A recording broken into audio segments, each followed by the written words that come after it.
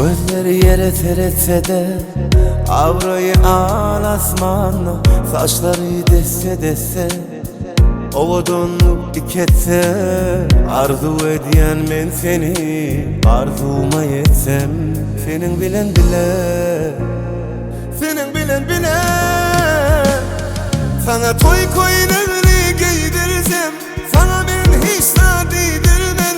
Ben keyfen, canım ben keyfen. Sen varlığında dirimen, ben cellat kara kara gözlerim yefirimen. Canım söylenmem.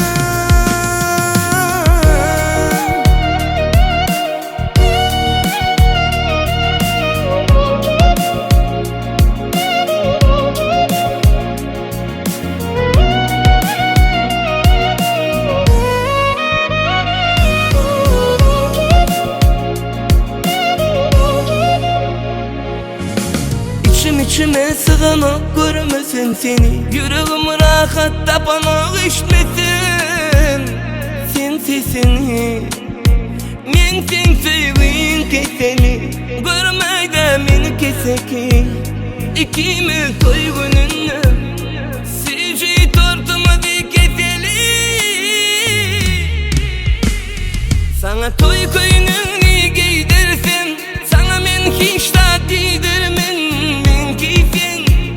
Canım ben keyfen, sen bağlığında dirimen. Sen cellat kara kara gözlerim getirimen.